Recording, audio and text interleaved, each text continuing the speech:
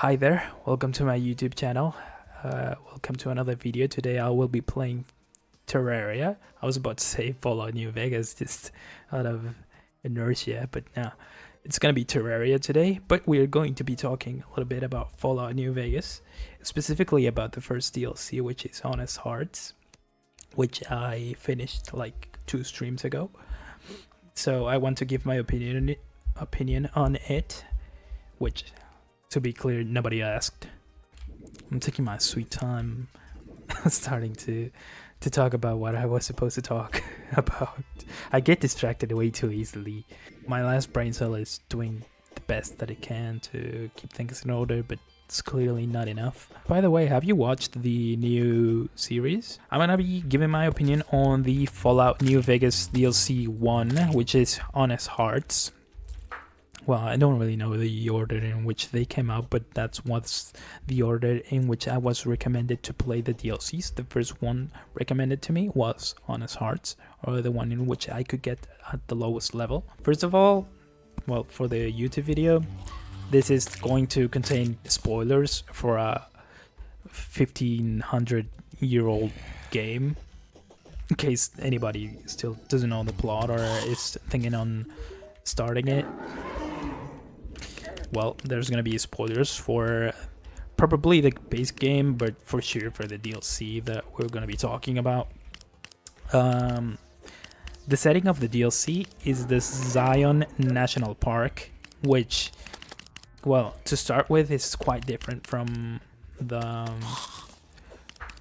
Mojave, in which, well, the Mojave is pretty much a desert with, with the Zion National Park being more like a valley. It looks similar in color pattern. To be honest, it's a lot of orange and yellow, but it is distinct from the Mojave. And well, I went into that DLC at level like 11. As I said before, that's what a viewer recommended to me. And well, first impressions. Let me think about it. Well, I do have to say as well that I have never. It's my first time playing through that DLC. I have played through the entire Fallout New Vegas game before, like the base game. I have played it in its entirety before, but not the DLCs. The time that I went through the entire game, it was just the base game. I did not get into any of the DLCs, so I didn't really know what to expect of the DLCs. I did know that some of them had new areas, but I think it turns out that every single one of them is played in a new area, or at least that's what I think now, which is pretty interesting because, I mean, the game had little development time to begin with, so I guess that's how the developers got a little bit more leeway to do different stuff. And I'm glad, because it does feel quite different. Like, while the Mojave Desert is pretty open, and the closed spaces mostly are mostly comprised of like buildings and some other facilities, like, I don't know, the Repcon headquarters, or the thing with the rockets, or the vaults. In this case, in the Zion National Park, I think we don't have any vaults, but mostly you're gonna be exploring caves, which honestly for me felt a little underwhelming in terms of like ambient, because I'm still not talking about the story, which is a whole different thing that I'm gonna praise later on. But talking about exploring the caves, didn't really feel too interesting. They were kind of monotonous to me. Like, some of them, I don't know, there's one with Yaguais, and another one has plant people from Vault 22. Actually, many of them do have the plant people, and a few of them also have the regular enemies of the DLC, which are the White Legs, which is a tribal faction, which is another of the gimmicks of this DLC. Is that the setting, like the people you interact with, are tribal factions. You fight on behalf of one against another one, which is pretty interesting given the overall setting of the series, like the post-apocalyptic thing after the nukes, and seeing tribes is quite interesting because as far as I understood, they are not really like originally indigenous people. It's not like current day Native Americans. It's more like indigenous settlements that appeared after the nuclear after the bombs fell, which is pretty interesting because it's also reflected on the outfit of the people that you interact with. Like, for example, one of your followers that's called follows Chalk, I think. Yeah, he's using a baseball cap, like simply a baseball cap, but the way, like, if you only look at him from a distance and you don't put a lot of attention into his design, it looks like pretty, I'm gonna say, stereotypical in an indigenous way. But if you pay close attention to what his outfit is made of, well, it's a baseball cap with some feathers and stuff, which makes it look more tribal. And also his weapon is just like a maze made of, I don't know, sticks and bones, I think. But also, if you look closely, well, it has some bullet casings, which you're not gonna be seeing on some, I don't know, on current day tribes, you know. So in that way, it's quite interesting. Then what else? Well, given the more tribal setting, well, that's also why the game is the DLC has the setting that it does, because as I said, you're not gonna be interacting with many buildings or anything. It's more like camps and caves, and that's it, which is quite a change from the base game, which is to be appreciated. It gives the DLC its own like identity. I didn't feel like too hooked with it from the beginning, but I pretty much try to give a chance to every single thing that I try, and I'm glad that I did to give a chance to this DLC, because at the end I did end up liking it. What else? Should I be talking about a little bit more about the story now? Like at least about the environmental storytelling, maybe? Because that's one of the things that I did like quite a lot. I wouldn't really say that specifically about in regards to the story that you interact with when you are playing through the DLC, but it was pretty good when talking about a little side story that the DLC tells you through the environment and through certain like logs on a few computers that you find throughout the caves. That is a very beautiful story, and I think I'm gonna be talking about that next. If I don't have anything else to say about this, let me check my little bullet points. Okay, yeah, I'm gonna start talking about the story of the DLC. I guess I'm gonna talk about the main story first before going into the side thingy and some other side stories, which I don't know if I can remember more than one, but where was it? Yeah, about the story. So, the story of the DLC. Basically, you're supposed to go with a caravan to get some resources while going through the Zion National Park. And I think since the beginning, you're told that it's a dangerous region and stuff, but it is quite impactful that as soon as you get into the DLC area, every single one of your companions gets slimed. Like, everybody dies.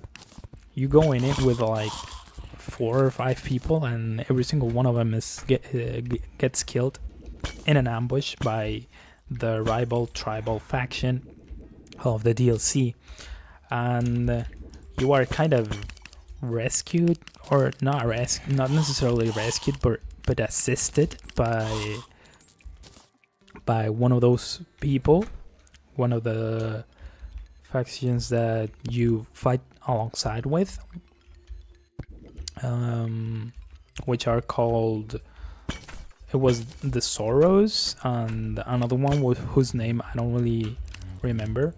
The name the Sorrows was more sticked to my brain than the other one, but yeah, that's not that important. Hold on. Wait. Okay. So yeah, you get saved by that dude, and he takes you to a camp in which you meet Joshua Graham, which is quite an important character. Wait. Okay, that was a trap, and I didn't fall for it, but then I did. Okay. Yeah, Joshua Graham. It's a pretty important character, and someone who gets referenced a lot on the internet, and I didn't know why until I play this DLC. Now I kind of see why, but it also, I don't know if it's a hot take, but didn't seem like that much of a big deal for me. Hold on, I'm getting my ass whooped. Yeah, and so this guy takes you to Joshua Graham, which by this point has already been kind of introduced to you with the intro cutscene to the DLC that explains to you who Joshua Graham is, or was, which basically he was part of Caesar's Legion. He was a badass, and then one day he sort of failed on one of his tasks alongside a lot of other people from the Legion. So to make an example out of him, the Caesar tried to get him killed, kind of. They like set him on fire and throw him into a valley or something. But he didn't die, he survived, and he's now like a legend. Oh my god, I'm stupid. That's fine. Okay, so yeah, then you meet him, and he basically tells you about who he is, and he's basically into some religious faction who are also helping a couple of the tribes in Zion, one of which are the Sorrows. Then afterwards, honestly, I don't think the story is that interesting, at least to me. It's a bunch of maybe I should say fetch quests, which, I mean, I have to be clear, in which the fetch quests in New Vegas do have a little bit of a higher standard than than Bethesda's Fallout games. In this case, they are a little more interesting. Like, for example, one of the first missions, he sends you to get some sort of device, and the device is in a bus that is crashed in the valley and has a lot of tiny skeletons, which is pretty dark, but it might be related to some side story that you know find out about later. But it is at least like kind of, it makes you think, you know. It makes you feel stuff, which is, it does have some merit, I guess. So yeah, you do have to do a bunch of fetch quests, and then you take all the items that you are asked to find, you take them to the second important person in this DLC, who is called Daniel, who is the guy actually in close contact with the Sorrows, the other tribal faction that you cooperate with. And hold on, where is my, here, my tombstone? I did get quite far. But yeah, he then asks you to do some other stuff. He asks you to clear some White Legs camps, which are the enemy faction. He asks you to do some other stuff I don't really remember because I don't think it was that interesting. He sends you to kill some Yogwais, I think it was him, and I don't know, some other stuff that doesn't really have any like narrative weight. Like, they are justified within the plot. Like, I don't know, the Yogwais are making it difficult for the Sorrows to get resources or whatever. They've been getting killed by the Yogwais or whatever. But like, in the overarching scheme of things, it is not that important. So that was not really too interesting to me, honestly. Oh, I got a key. Aqua Scepter. This is good, right? Excuse me. Oh, a key for... Good. Only that. Yeah. So, yeah, you do that. And once all of that is done, I think that's pretty much everything there is to do before the ending of the DLC, when talking about like the main story, because there's some other stuff to do. There are also some side quests. So, as I said, I was not really too amazed with that. At least it isn't filled with a randomly generated fetch X amount of Y quests like a lot of RPGs. Yeah, that's like I was saying, and it's not like anything procedurally generated like the settlements defense on Fallout 4. It is, every single thing you do is justified within the DLC, but I just didn't find it that interesting. So once you have done all that, you can, I think that's pretty much it, and then you get to the final mission, in which you are given a choice. You can, so all this time we've been talking about the ally faction, which are the Sorrows, a tribal faction, and the rival, also tribal faction, which are called the White Legs, if I recall correctly.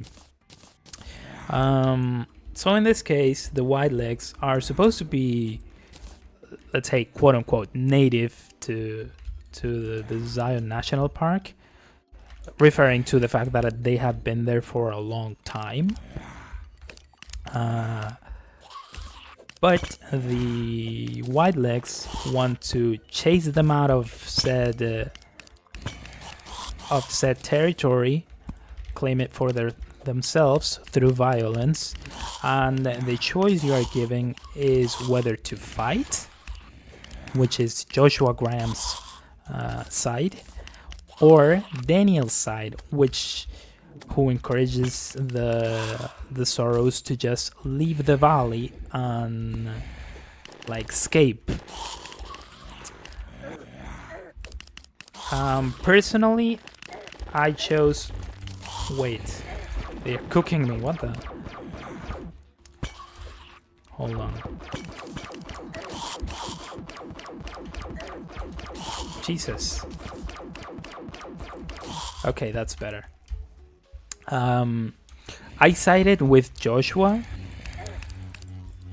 not because I'm a Joshua Graham fanboy, but because that seemed like the right thing to do, especially with the context given by a side story inside of the DLC, which I'm gonna talk about next. But honestly, I don't know what happens if you choose the other option. Maybe it would have been responsible of me to look it up, but honestly, I haven't been investigating a lot. So I just do this based on my experience. But the other option was framed as, well, let's just quit while we are ahead and not fight and just leave the valley alongside the sorrows, and that's it. Leave it as it is. And I guess in that case the white legs would take control of the valley, and that will be it. I don't know if in practice that is it, because it does sound a little bit weird and anticlimactic. Like, I mean, you would just choose to leave and that's it.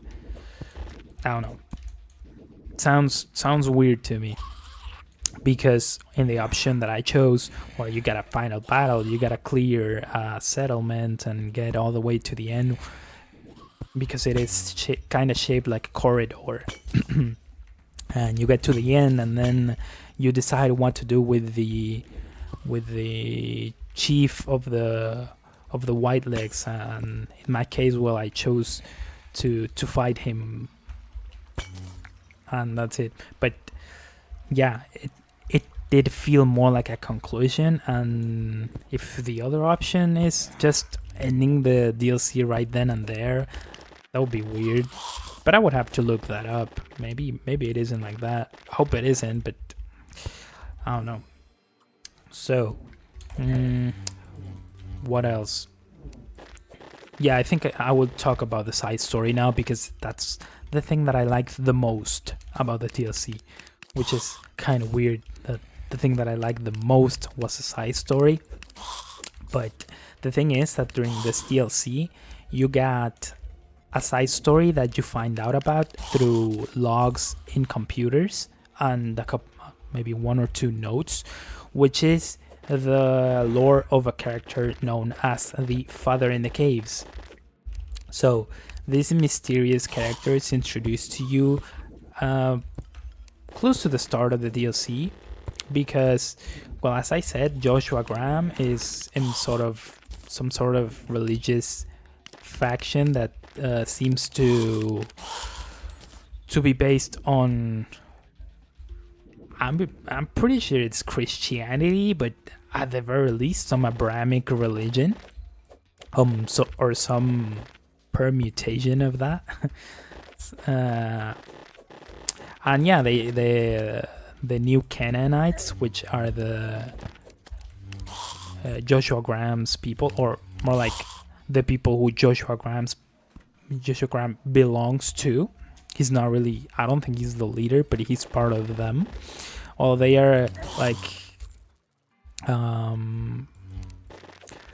like spreading their religion, you know? And in this case, they are helping the White Legs while also introducing them to that said religion. So while Joshua Graham refers to the deity that he believes in as God, you can notice that the tribal people refer to said God. They do accept the religion, but they refer to it, to the deity, as the Father in the Caves. And if you ask, hold on, that chest is that's not. I mean, oh, what the?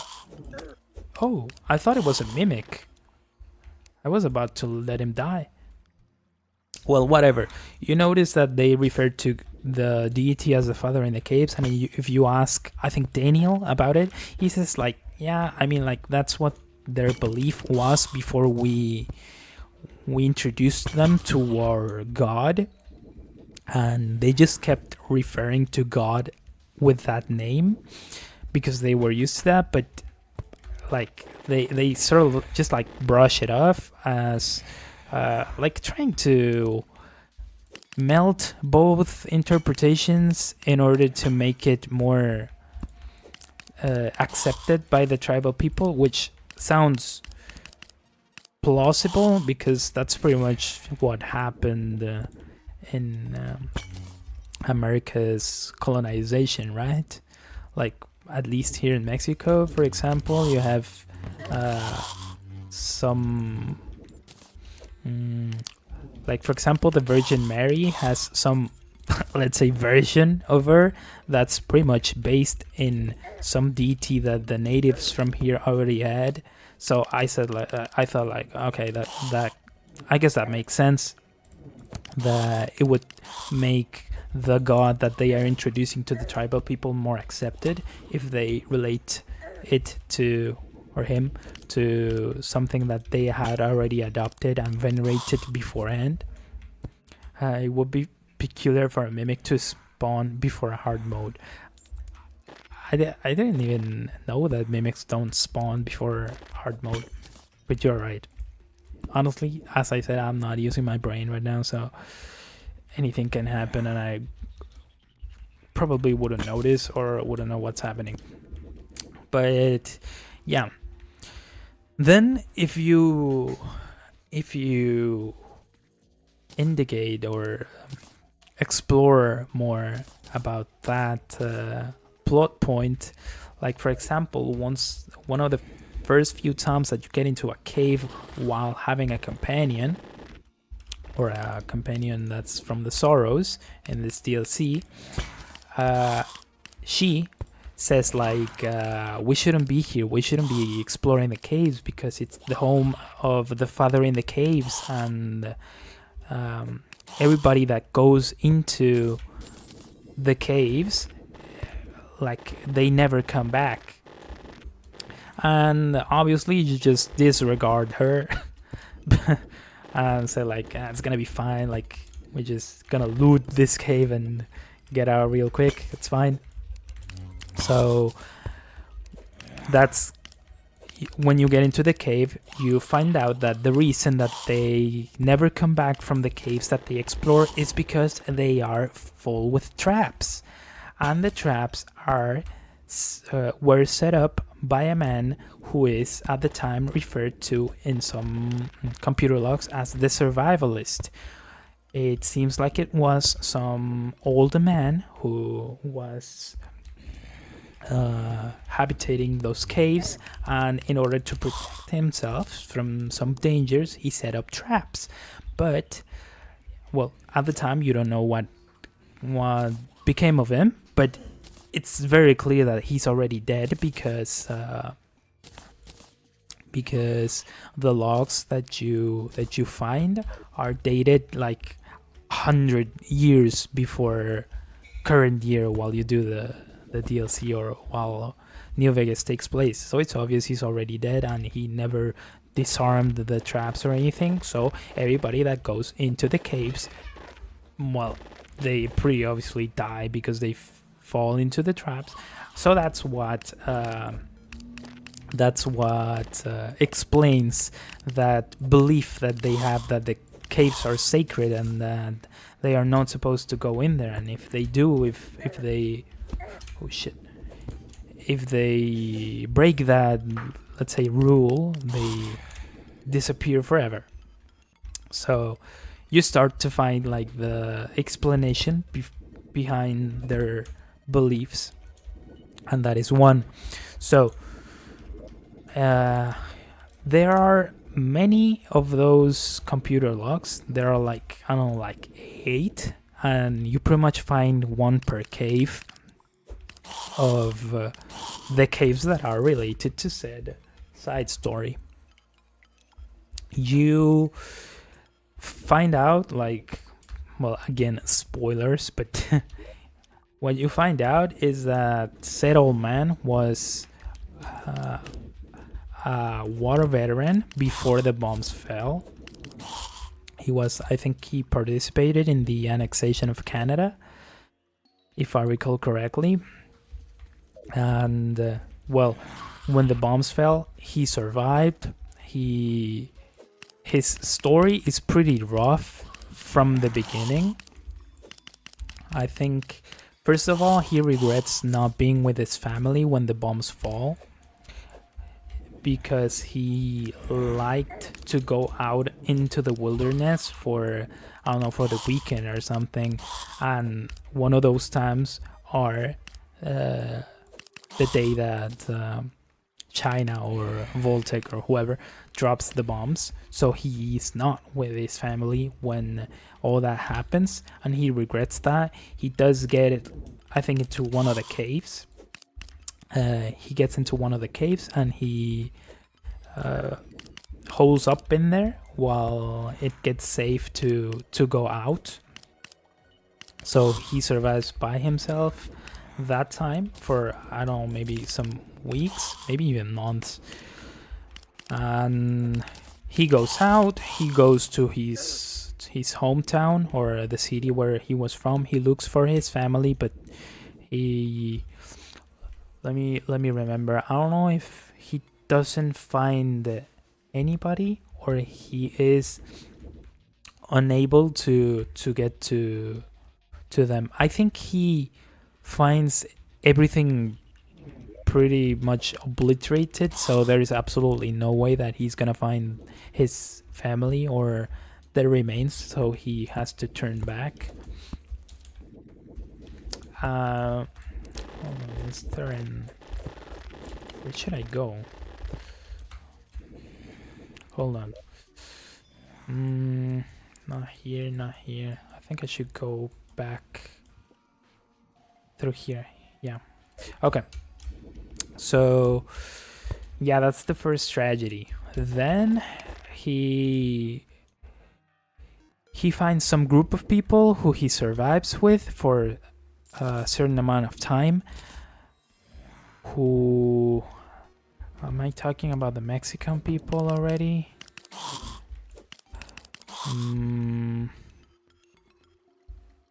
Hold on. Let me think about it. Let me try to recall a little bit more precisely how the story goes. The point is that he finds some group of people who he survives with, and I don't remember if it's at this time that he gives himself a second chance at having a partner, but his new partner dies during childbirth, which is horrible.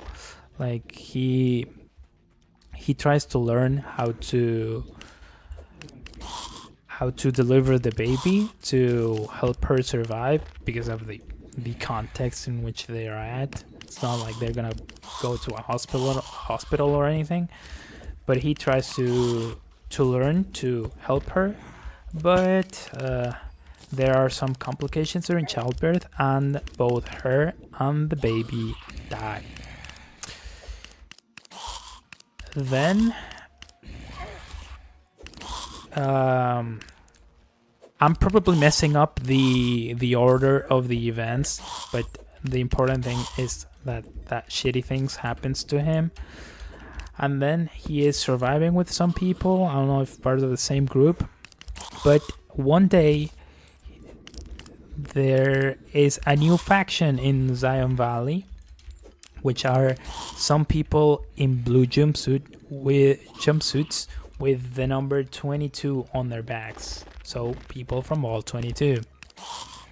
That, if you already have the context for them, which you might have because they are part of the base game, or at least their demise is people from a vault which have some sort of illness in their lungs, and they turn into plant people who kill everything on sight, and they also have some overgrown plants and shit. Also, wow, we got 2 Nazars already. They are only a 1% chance of dropping. You mean these? I have a 3. Like I didn't know their drop chance. I think I even left one behind before, because I already had 2. I'm not sure. I'm not sure if I already left one of these behind, but it's possible. I don't know if it's lucky or unlucky, because I assume there's some other things that I should get as drops from these enemies, right? But I'm only getting these. If these were out of chests, and this is pretty much all they're dropping, besides, of course, the bones. So, yeah, these people from Vault 22 attack the Mexican people who the survivalist was helping before, I think. And they kill a lot of them, and they kidnap a bunch of them, of the ones that survive. And there is an insanely chilling computer entry that is like he's narrating what happened to the people that he was helping. Like he says, the people with jumpsuits with a 22 on the back came and killed a lot of people and kidnapped some others, and he says that he's gonna go and rescue the ones that were taken alive. And he goes and he says like, oh, I'm gonna go in a couple of days or whatever, and the next entry simply says they ate them. At that time, when I read that, I had to just like pause in my mind and take a second, because holy fuck, like this guy can't catch a break. Like he's just against straight up monsters. The one nice thing to find out would be a handgun, so you can make a Phoenix blaster. Okay, so I'll be on the lookout for that. See if they drop that. Hopefully. I mean, I expect to be here for a while. I haven't went there to pick up my money, right? I'll go before I forget. But yeah, damn it, this is why I died. This is pretty awful to navigate. Let's mark this with some torches to be able to see it from dungeons usually have 1 or 2 chests with a handgun in them. Okay, so I should be able to find it. I still have a couple of keys, right? Yes. So I'll be on the lookout. Thanks for letting me know. So yeah, after that entry, he says he pretty much dedicates his life to hunting them down. He sets them traps and ambushes them and all, which is also an explanation to why all the caves related to him are full of traps. Like they were partly or totally for killing the Vault 22 people for what they did. Where should I continue? And I haven't found the book. I haven't found the water, whatever. But yeah, he dedicates to hunt them down, and he pretty much kills every single one of them. Oh, now I remember, save for the girl. The girl that he takes as a partner is actually one of the Vault 22 people, but she's healthy. She doesn't have the lungs disease or the plant disease thing. I don't know, I haven't explored Vault 22 yet, so I don't really know how that goes, but she's healthy, and she is, like, she's not one of the people responsible for killing everyone else, so he trusts her, and all the things that I said before happens. Yeah, that was the order of events. But yeah, he pretty much kills every one of them, and by this point he's already like emotionally checked out. He references multiple times, almost from the beginning of his storyline. He makes references to having suicidal thoughts, and I'm pretty sure that comes back after more tragic things happen to him. But he does survive through it all, like through what happens to him, through the people invading the territory where he was settling, and through mental illness too. Waterbolt is, hold on. Waterbolt is thicker than most books and is blue with an orange-ish yellow stripe at the bottom. Should narrow down the amount of stuff you have to look at. What I'm not sure about, what I'm not sure of is if, I don't know if, is it still highlighted if you put your mouse on top of it? Like, I remember that the easiest way to find it was to just run your mouse through the books. If it was Waterbolt, it would change your cursor to the icon of the book. Does that still happen, or do I have to be close for that to happen, or do I have to take out the books? Hold on, I'm dying. Let me... Too many enemies.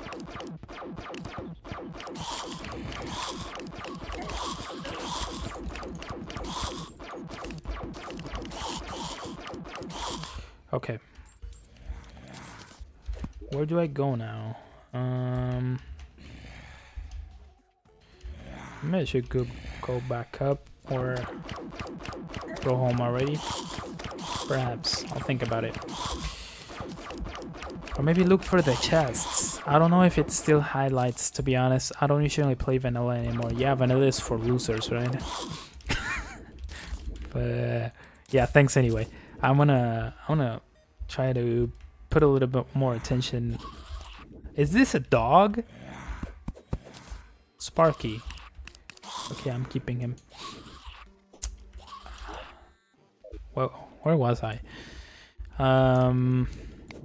So yeah, after he annihilates the Vol-22 people, something new happens. Some new people come to the Zion National Park, who are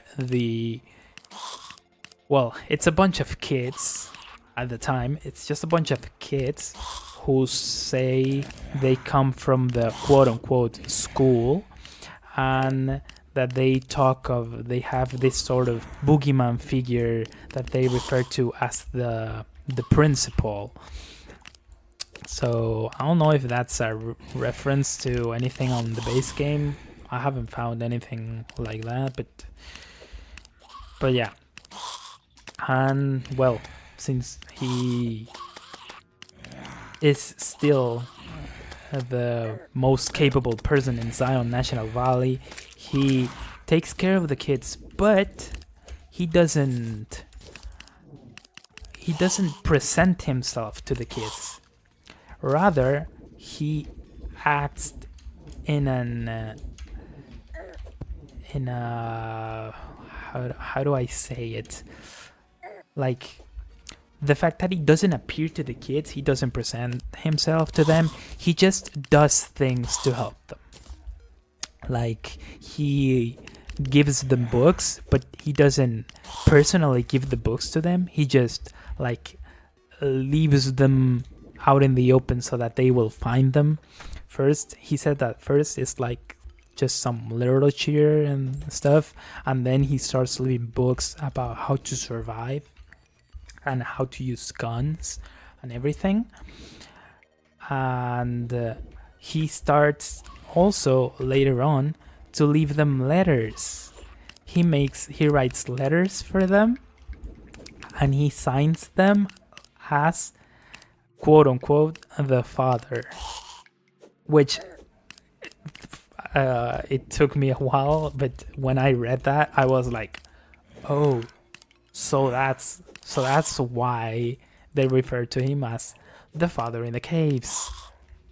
But to make it even more clear, he, well, he, I think that's one of the last 2 or 3 entries, and in the last one, well, he says that what's that sound?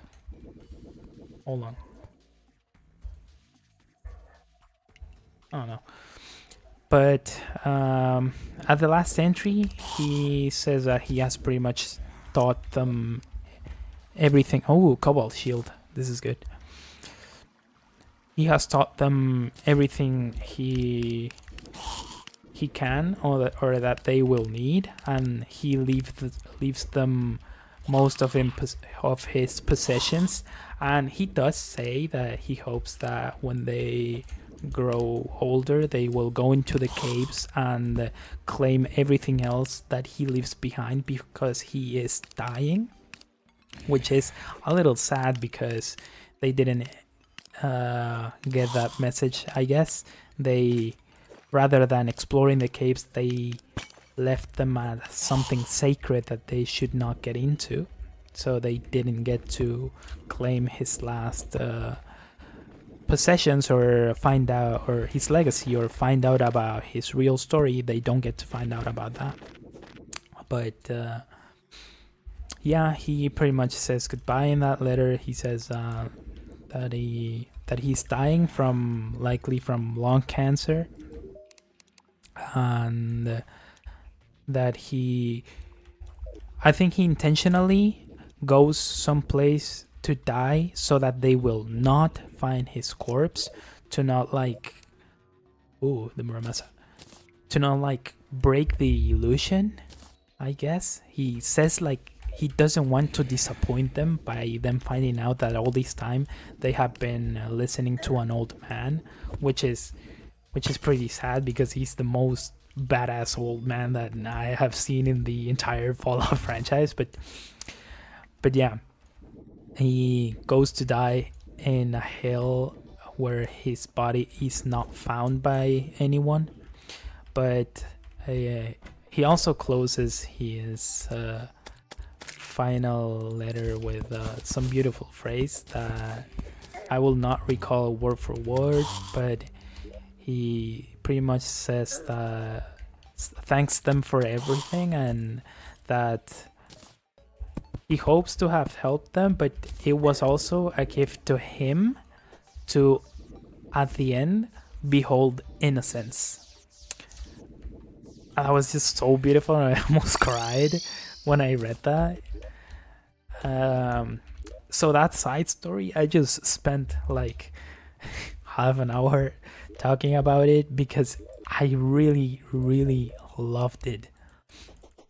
I found it really interesting. I was exploring the entirety of every single cave that I found in hopes of finding more about his story and what happened to him, and it was such a proper, or such a beautiful end to him. Not the lung cancer part, but the fact that he wanted to remain as a shadowy figure to the kids, and that the last thing that he thought about was the kids that he took care of from the shadows, let's say, and also both of his attempts at having a family. The first one before the nuclear bombs fell, and the other one when he was trying to survive at the Zion Valley. And yeah, I like that a lot. And simply for that storyline, simply due to that storyline, I can say that I love the DLC. Maybe I was not too invested on the main story, at least at first, but then afterwards, and after finding out that the Zion National Park was the legacy that the survivalist left to the kids, who would later on turn out to be the Sorrows, that's what made me decide to side on with Joshua Graham. Just because I thought, well, that's what the old man left for them. So I don't think it's neither fair nor right to have that taken away from them. So that's why I made that choice. Why is there just a sign that says Hispanic at spawn? Lol. It's a long story. No, not really. This I made this because this was probably my first follower on Twitch. This was their nickname. Yeah, and I just made this. I just made this piece of art to say thank you. The side story does sound cool as fuck though, compared to the main, quote unquote, main part. Yes, it was really, really beautiful for me. That's why I liked it so much. That's kind of neat. Yeah, it's amazing. It's so well done. That is pretty much the story. What else should I mention about it? Yeah, about the main story, I just have to say that it felt like not much happened, and it also the ending also felt a little bit weird when like referring to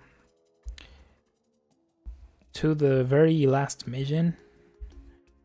The very last mission, you have to clear a camp, but it felt weird. I felt like there weren't a lot of enemies, but that I think that was my fault, because before what must I do now? Oh, the elevator, right? Should I do that? I guess so. At the very last mission, you have to clear a camp, but before I got into the last mission, I went and discovered and cleared every single location that I could find, like every single one.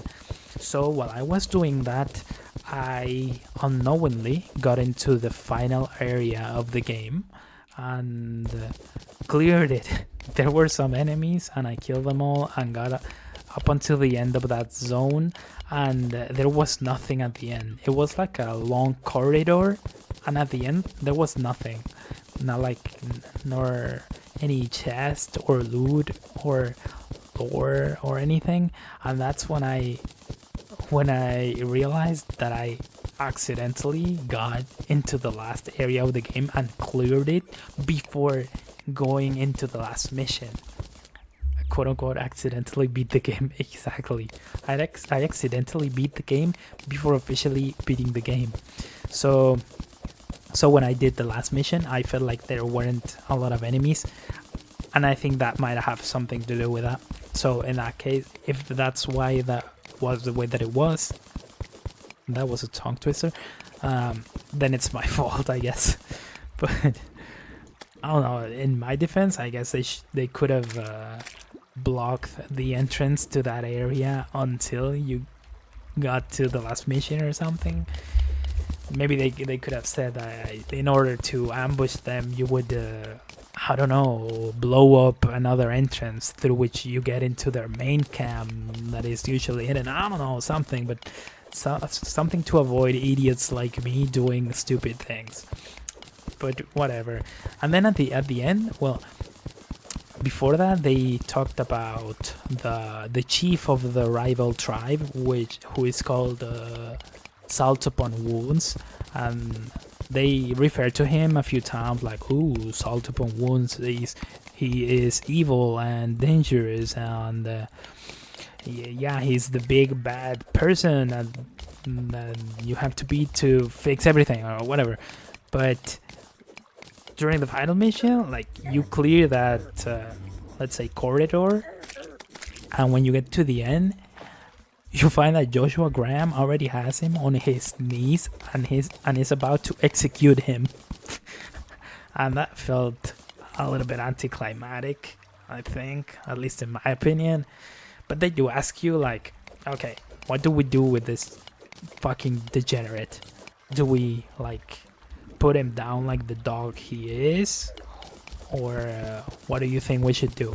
And my answer was to let him fight, because I wanted to beat him myself. That's what I did, and you kill him, and that's it. I guess everyone is happily ever after. You do have a cutscene after that. Like the same way you have a cutscene at the end of the base game that explains what happens after your intervention in the story. There's the exact same thing, but for the DLC. So they tell you what happened with Soros, with Joshua Graham, with Daniel, and all that. At least it doesn't give you 4 dialogue options that all lead to the same outcome like in Fallout 4. Exactly. At the very least, they asked me what I wanted to happen, and what I decided to happen happened. And it makes sense that it was that way, because I was pivotal to said outcome, you know? Because that's another annoying thing that does happen in Fallout 4. Like, I don't know, I think that if this was Fallout 4 throughout 3 or 4 missions, short missions in the DLC, I would have ended up being the leader of the White Legs and the Soros and the New Canaanites, and the King of the World. And they would ask me, like, what do you want to happen? Do you want to kill this bastard yourself, or do you want me to execute him? And I would say, no, I wouldn't be asked. I wouldn't be asked in the first place, and Joshua Graham would just put a bullet through his neck. So I am grateful that I do feel like I have agency here. A new tribe needs your help. like, yeah. A new tribal settlement needs your help. But yeah, that's not the way that this game does things, and I'm grateful for that, because it is way more interesting, and you feel the agency, and you feel like said agency that you have is deserved, because you arrive to Zion, and then they ask you to do some, let's say, casual stuff, like, hey, we have to get some things, would you do us the favor to get them for us, and you will have our support. And then you go, you do that. Then they ask you for something more important now, and you have to go talk to Daniel, and then Daniel sends you to clear some settlements, and then they find out that you are capable of clearing the White Legs camps. So you also find out about this more important conflict, or the bigger scope of the conflict that they are having for the territory, and they ask you to help, and you agree, you help. They pretty much, it seems like they can't do it without your help, because you kill a shit ton of people.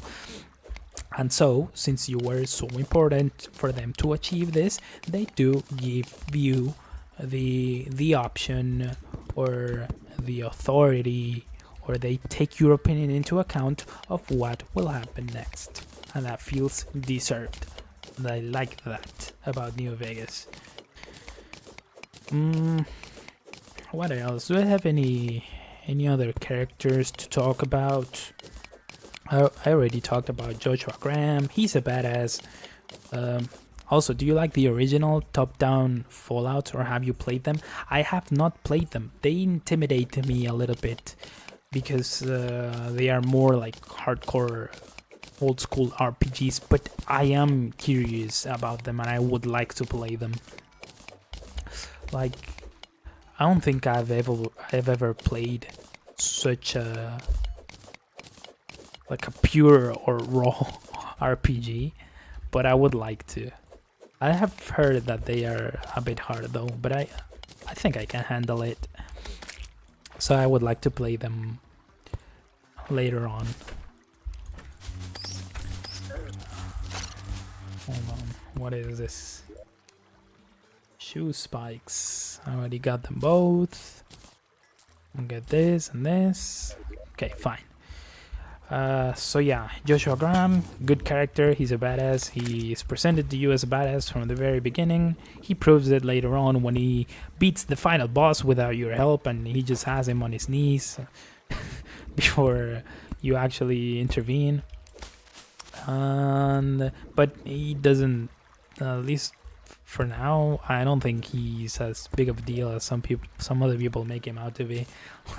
Like, I don't think he is ordinary or unimportant or anything. Nothing like that. I just feel like he's a good character, but nothing that will change my life or that will stick in my brain for the rest of my life or anything.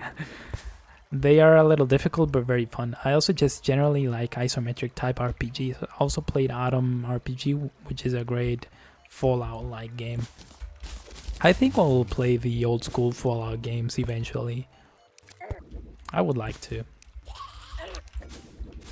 Can I buy them on Steam? I assume they will be pretty cheap, right? Oh, by the way, I have to buy.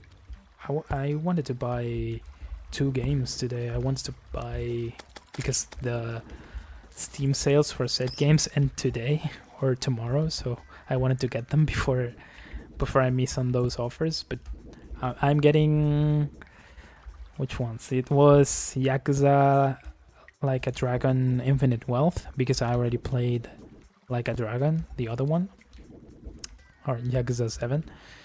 So I'm gonna get the sequel. And I was gonna buy Persona 3, the remake. I already played through Portable. I never played through Fest though, but I don't think I will. I'll just play the remake. I have already played through Persona 5 Royale and Persona 4 Golden. I have never played the classic Persona games either though. I don't think you can buy the first Fallouts on Steam. Probably on GOG though. Okay, I'll look them up. If they're cheap, I assume they will be cheap. And I could just get them, play them later on. So yeah, which other characters are important? Daniel. I don't think there is a lot. Well, there were a couple of things about Daniel that stuck to me, but one of them is related to another character, so I don't know if it counts. But the first of them was that Daniel seems like some kind of, he seems more passive than Joshua Graham. Like Joshua Graham's take on the conflict is that the Whitelegs the Sorrows should fight against the Whitelegs to keep the territory that belongs to them. That it was that they are basically being invaded by the Whitelegs, and Joshua Graham says that they should fight and that they should defend what is rightfully theirs, while Daniel, the other authority figure there, says that they should avoid said conflict, avoid the bloodshed, avoid losing more Sorrow's lives, which I can respect that, but while I can respect said point of view, I don't really share it, especially taking into account the context or the history of the place with the father in the caves, the way that they arrived to that place, and how he left the territory for them to develop on and to prosper. And I think the cutscene after the DLC does tell you that the fact that you chose to fight has some effect on Daniel, like some lingering effect on his psyche. Like, I know that he feels like y'all didn't do the right thing, but he'll get over it. And another thing that happens related to him is that you have a companion in that DLC, and by the time that everything takes place, the Sorrows, many of the Sorrows are supposed to have already evacuated Zion. And the girl that you have as a companion during the DLC, well, she has a family, she has a husband and maybe a child. But the thing is that during the evacuation, they die. Her family dies, but she doesn't know about it. And Daniel, who does know about it, doesn't tell her. So you talk to him about it, and you pretty much well, in my case, I convinced him that she should know about it. Although his reasoning is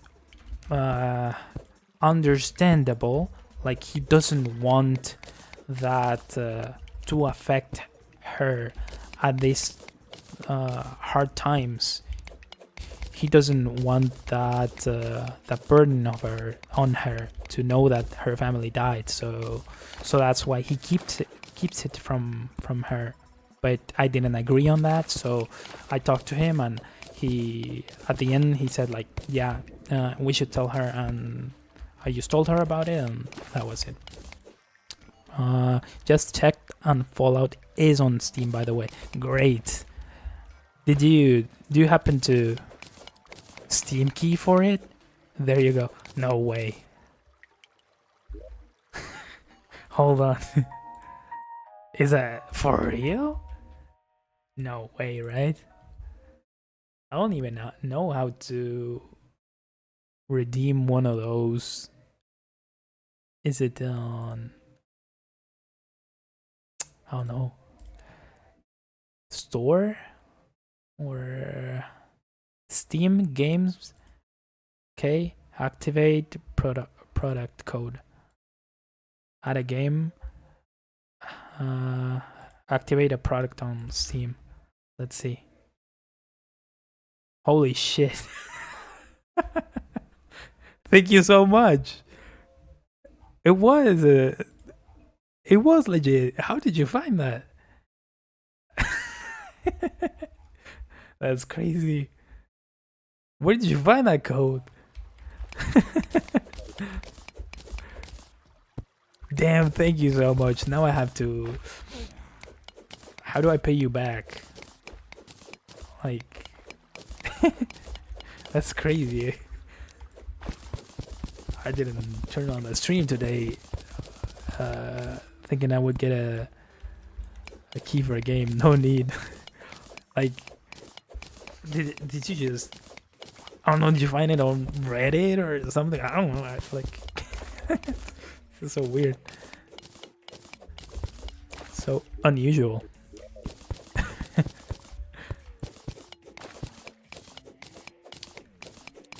Okay, let me go back to being nonchalant. I'm smiling too much. So what else? Yeah, I think those were the only important characters that I remember. There's also your companions, but they're not that important, save for the girl that I already talked about, and that's the important thing about her. What else? I guess I could talk about a little bit more about the gameplay. That's my next bullet points. Nah, these Steam keys are single use. If it wasn't Reddit, it would have been long gone. Yeah, I assume that. It just seems so random, you know? Teleportation potion. I love these. But yeah, my next bullet point was about the gameplay. The combat and shit. So I got into the DLC at level 11.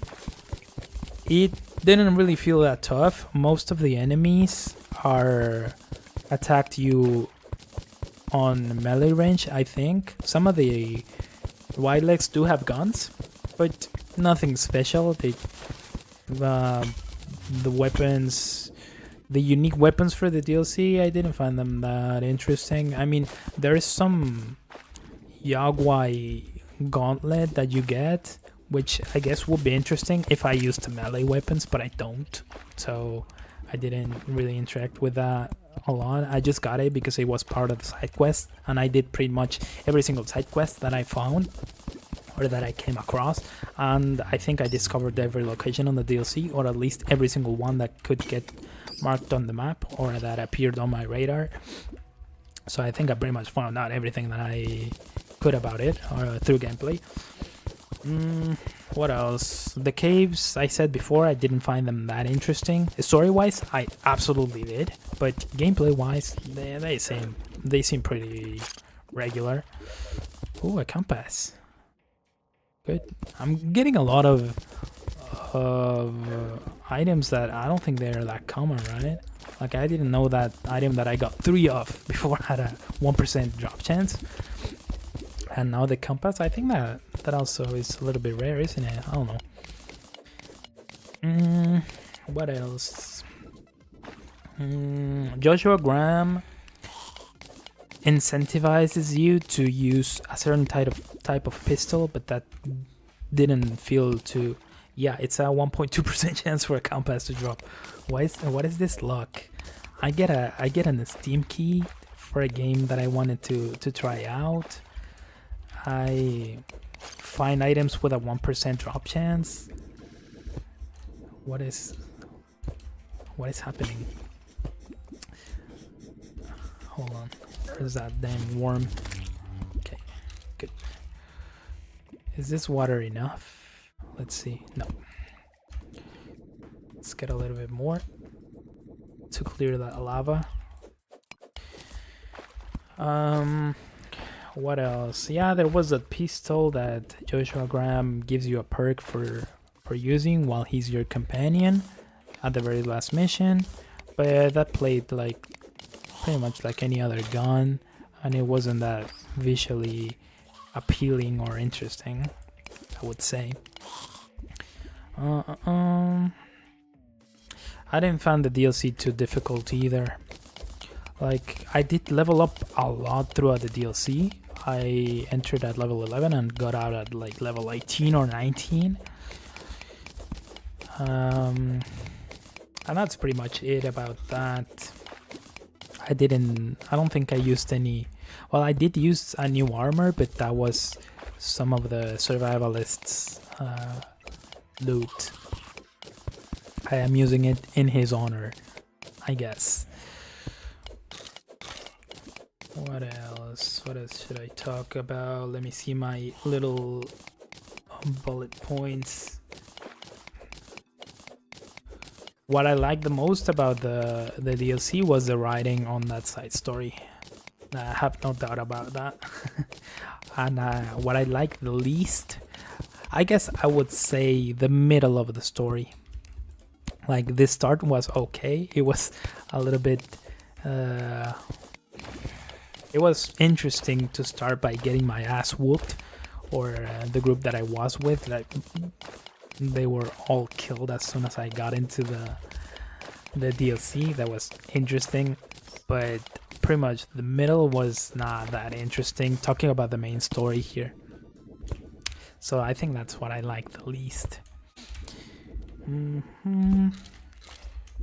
Well, this bullet point is for some other DLCs later on. As I play more of them, I guess I will compare them to each other, but right now I don't have any other reference, so that's gonna be at some other time.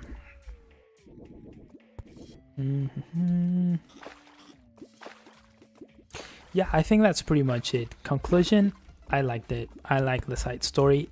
I kind of like the beginning. I was also happy with the ending, and that's it. That will be it, on my opinion, on Fallout New Vegas Honest Hearts DLC. I thought this would be a shorter stream, but it's already been going for an hour and a half. Damn. Also, if you plan on getting magic storage, make sure you gather 3 diamonds, 3 sapphire, 3 emeralds, and at least 1 silver for the starting building pieces. I think I have all of those. How far away am I from the underworld? Not that far. Maybe I should get there, and that's where I'll leave it. I think so. But I think I got those materials. At least the sapphire and the emeralds, I gotta have them for sure. And the silver. The diamonds, I'm not sure about that one, but probably I also have that too. So, about Fallout, now that I finished the Honest Hearts DLC, a couple of streams ago, I started Old World Blues. At the end of that DLC, I will again make another video or a short stream, well, hopefully short stream, giving my thoughts on it. So far, I'm liking it. I'm finding it particularly funny, but we will see how it continues later on. One of my playthroughs, I couldn't find a single diamond for like 8 hours. Hold on, I forgot I need to breathe. That's it. Yeah, diamonds are quite rare, aren't they? What is happening here? Oh, there's a skeleton spawner. And it's an infinite feedback loop of them stepping on the switch over and over and over and over. There, solved. Now...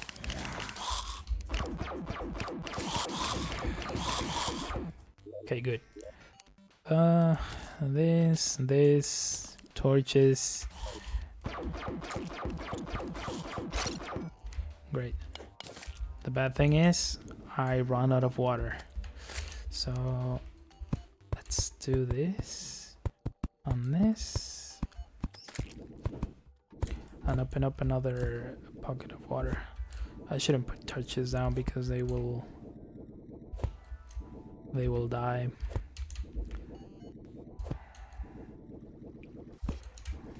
Here.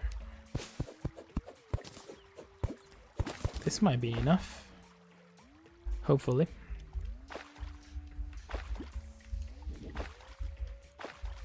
I'm not sure of when next stream is gonna be. It might be tomorrow, but it depends on how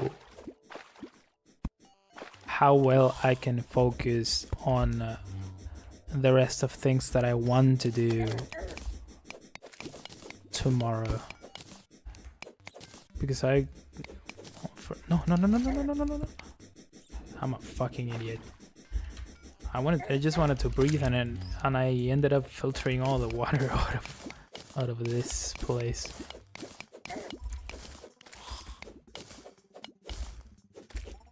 Okay, we're almost there, right? Yeah, I can make it before ending the stream. I'm a little bit tired though. I woke up early today, which is quite rare in me nowadays. I don't know. Ever since I finished my year of rotations on a hospital, I don't know, I think I got a little bit burnt out and I fucked up my sleep schedule in an irreparable way, or seemingly irreparable way, and I have ever since, like, seriously, it's been a long time that I have exclusively been going to sleep late and getting out of bed just as late. Probably won't catch it. Only got around to watching this one because I haven't slept yet for the past like 26 hours. Will probably pass out after work. You should take care of yourself. That is dangerous, and that can take a toll on you on the long run. This is what I must say, not necessarily what I practice myself, but do as I said, not as I do, I guess.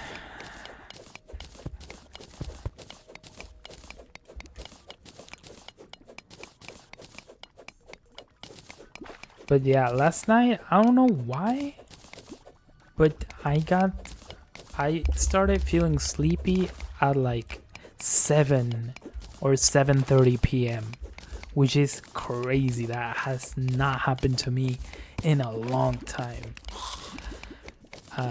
So I was going to just ignore it and go to bed at the same time as always, but I said, nah, let me take advantage of this and try it out. Let me try to remember what it feels like to go to bed at a reasonable hour. I cannot for the life of me go to sleep in the evening, I always end up staying up till like 4 a.m. and sleeping like 5 hours tops. The bad thing about it for me is that it takes way too many hours off of my day. Because maybe if I was maybe more disciplined like you, I will be sleeping less, but I don't. Like, I will go to sleep at like 2 or 3 a.m. and in that case, I'm not getting out of bed until like 11 in the morning. Or if it gets particularly bad, I have sometimes gotten out of bed at like 12 or 1 p.m., which is insane. Like, I am lucky enough to be able to afford that. Like, I don't have any responsibilities that demand me to be up at an early time, but still it is not responsible on my part, and it does like, it is time that I wish I would use properly.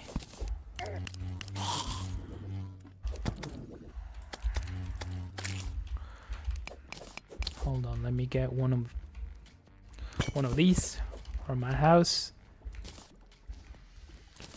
I'll need another hook.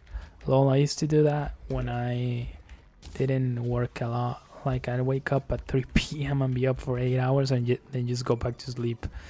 Yeah, and I don't know if that's the case for you, but it's the case for me that it feels like a waste. Like, every single day that's like that feels like I have wasted the entire day. Even if I don't, even if I get stuff done, which I think most of the times I do. At least something that I have planned, and I try to make a little schedule even with that in mind. But yeah, I once slept like 25 hours straight. No joke. Oh yeah, I hate sleeping. It does feel like a waste. I'm just so tired nowadays. Yeah, it feels awful. I hope it's just your circadian rhythm thrown out of whack, but in my case, it used to be related to my deteriorating mental state. I hope that's not your case, but you should still check that out, because that's something that you have to take care of, or it will just get worse and worse, and eventually it might even get out of hand. So just be careful. Okay, so a chest, but I didn't bring the key because I'm a stupid. So let's go back. Where it is? Here. Okay. So I think this is it. I think I got nothing more to say. About the next stream, it will probably be tomorrow, but it depends on how much free time I got, and that depends on whether or not I am diligent or responsible with my other tasks. Which, by the way, I got something new, part of my routine tomorrow, but that's fine. Okay, yeah, I can tell you it's not the circadian rhythm. Take care, man. Like, I hope whatever you're going through gets better. But I feel like I should tell you, which I'm pretty sure, like, as someone who has dealt with it, I'm pretty sure you have been told this before, but it will not get better by itself, and you have to take matters into your own hands and just like take the wheel. You know what I'm saying? All right, I should see about making some coffee so I don't pass out of work. Yeah, actually, I would like to have some coffee right now. I'll see if I prepare some. So, thank you very much for watching. If you're watching this on YouTube, please like, subscribe, and comment something, and I will reply. For you that are watching this on Twitch, thank you very much for being here. I hope to see you around next time, whenever that will be. I will try to let you know through Discord, as I did last time.